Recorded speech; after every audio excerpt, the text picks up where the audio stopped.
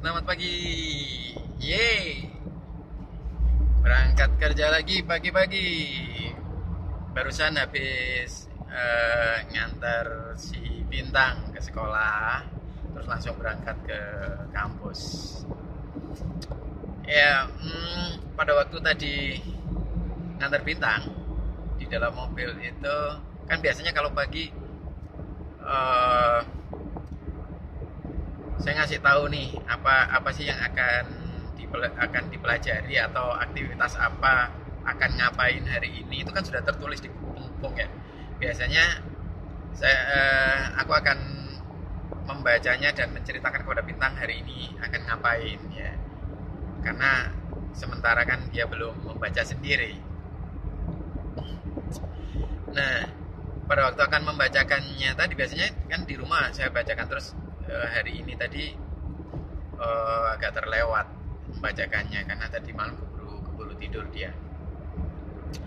Nah, posisi tasnya itu ada di bawah jok belakang mobil.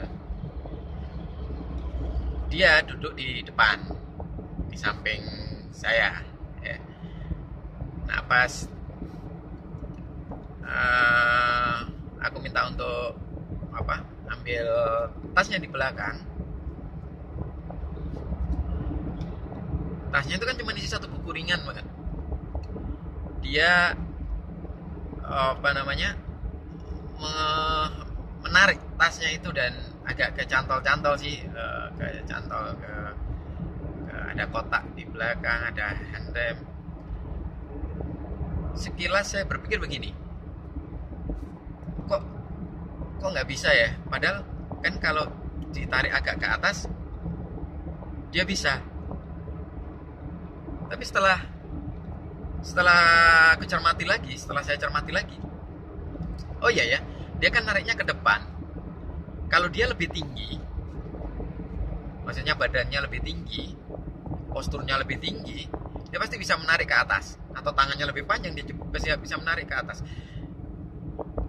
Nah, kondisi yang sesungguhnya, kondisi yang nyatanya kan dia tidak setinggi apa yang saya pikirkan, tidak posturnya tidak sebesar yang saya pikirkan. Sementara saya berpikir dari postur saya sebagai orang dewasa.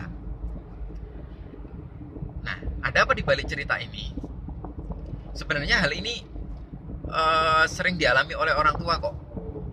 Pernah nggak dengar kata-kata begini atau terpikir barangkali kata-kata seperti ini kepada anak? Masa gitu aja nggak bisa sih, gitu ya?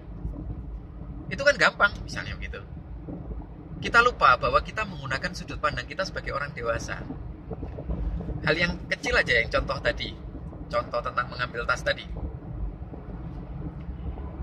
itu kan postur kita sebagai orang dewasa sama postur anak-anak kan beda.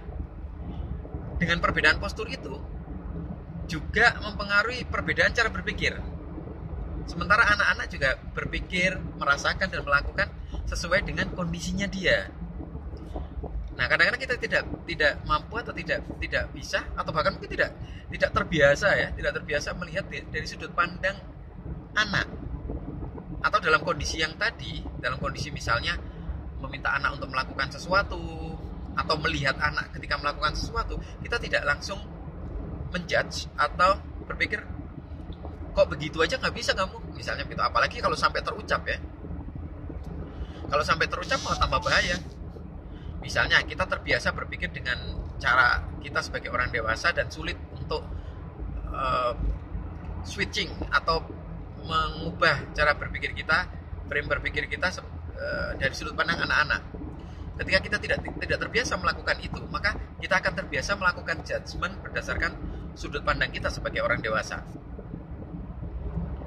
Nah, ketika itu terjadi dan sampai diucapkan, dan mungkin jadi kebiasaan kita mengucapkannya, misal begini, gitu aja masa nggak bisa? Itu kan gampang misalnya. Kita terbiasa mengatakan itu, dan berkali-kali anak merekam kata-kata kita, maka dia akan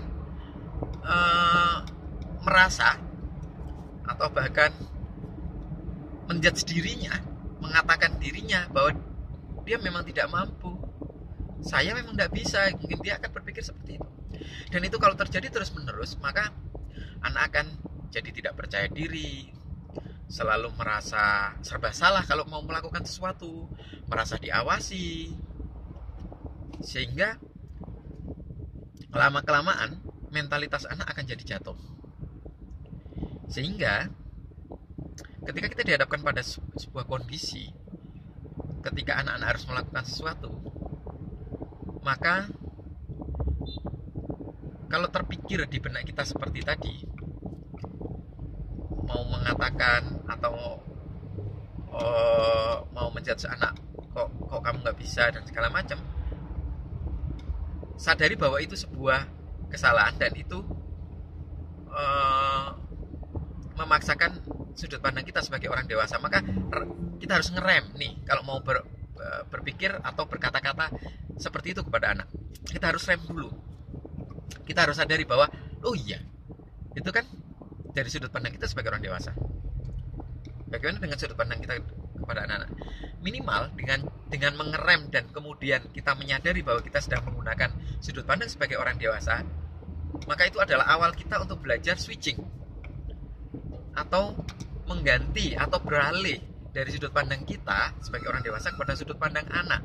Kita perhatikan posturnya seperti apa, kita perhatikan pengalamannya, karena dia kan masih muda, jauh lebih muda daripada kita sebagai orang dewasa. Pasti pengalamannya juga berbeda, pengalaman mengatasi masalah, pengalaman melakukan sesuatu gitu ya. Termasuk hal kecil tadi itu yang paling kasat mata, yang paling kelihatan oleh mata adalah postur tubuhnya. Itu sangat-sangat berbeda dan itu mempengaruhi juga cara berpikirnya dia dan cara dia melakukan sesuatu. Maka ketika kita mau menjudge anak dengan sudut pandang kita sebagai orang dewasa, maka kita harus ngerem, kemudian menyadari bahwa itu adalah sudut pandang orang dewasa dan berbeda dengan sudut pandang anak. Dan yang ketiga adalah switching atau beralih dari sudut pandang orang dewasa menuju atau menggunakan sudut pandang anak-anak. Begitu kira-kira.